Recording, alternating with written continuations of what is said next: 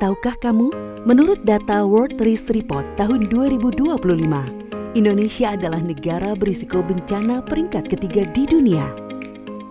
Gempa bumi, banjir, letusan gunung, kebakaran hutan dan lahan, dan jenis bencana lainnya ada di sini. Semuanya nyata dan sering terjadi. Setiap tahunnya kejadian bencana menimbulkan kerugian luar biasa. Bukan hanya kerusakan fisik dan ekonomi, tapi juga menimbulkan duka dan trauma bagi jutaan masyarakat terdampak. Disinilah pentingnya mitigasi bencana, termasuk dalam hal pembiayaan risiko bencana. Untuk mendukung upaya pemerintah dalam mengurangi beban APBN, APBD, serta menyediakan instrumen keuangan yang inovatif, diluncurkan inovasi Dana Bersama Penanggulangan Bencana. Tujuannya untuk melengkapi pendanaan yang sudah ada agar penanggulangan bencana menjadi lebih kuat, lebih cepat, dan lebih merata dengan dasar Peraturan Presiden Nomor 75 Tahun 2021, Peraturan BNPB Nomor 1 Tahun 2024, dan Peraturan Menteri Keuangan Nomor 28 Tahun 2025. Penyaluran dana bersama untuk kegiatan penanggulangan bencana meliputi penyaluran pada tahap pra-bencana, penyaluran pada tahap darurat bencana, penyaluran pada tahap pasca bencana, terutama kegiatan pemulihan dan penyaluran untuk pendanaan transfer risiko. Khusus untuk penyaluran tahap darurat bencana menggunakan skema top-up dana cadangan bencana saat dana cadangan bencana tidak tersedia atau tidak mencukupi. Skema penyaluran sesuai dengan ketentuan peraturan perundang-undangan. Penerima manfaat terdiri dari kementerian lembaga atau KL, pemerintah daerah atau Pemda, kelompok masyarakat dan penyedia barang dan jasa yang terlibat dalam penanggulangan bencana. Kelompok masyarakat mencakup forum PRB, forum tematik PRB tingkat lokal, kelompok masyarakat binaan KL dan Pemda, dan kelompok individu dari masyarakat terdampak bencana.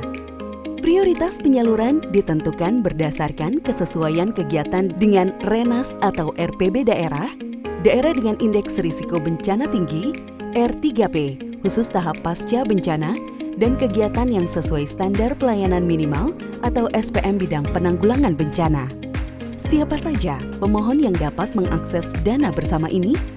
Kementerian lembaga, pemerintah daerah, dan kelompok masyarakat yang difasilitasi oleh pemerintah daerah. Permohonan penyaluran dana bersama diajukan oleh pemohon kepada Kepala BNPB secara tertulis. Selanjutnya, BNPB berkoordinasi dengan Kemenko PMK. BNPB melakukan penelaahan, verifikasi, yang juga termasuk sistem manajemen lingkungan dan sosial, dan evaluasi berkoordinasi dengan KL terkait terhadap permohonan yang diterima. Tidak hanya itu, BNPB juga meminta pertimbangan dari Kemendagri, Bappenas, dan Kemenkyu untuk memastikan dana yang disalurkan tepat guna dan tepat sasaran. Hasil penelaahan, verifikasi, dan pertimbangan menjadi dasar dalam rekomendasi penyaluran dana yang diterbitkan Kepala BNPB ke Menteri Keuangan. Akhirnya, Kementerian Keuangan melalui BPDLH menyalurkan dana sesuai rekomendasi. Setelah dana bersama disalurkan, pekerjaan belum selesai. Tahap penting berikutnya adalah evaluasi.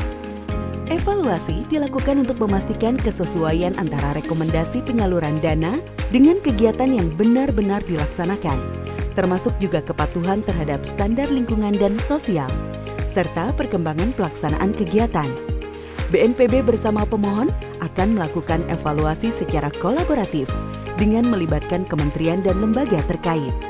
Dana bersama hadir untuk menjamin ketersediaan dana penanggulangan bencana yang terencana, memadai, tepat sasaran, dan berkelanjutan demi Indonesia tangguh bencana.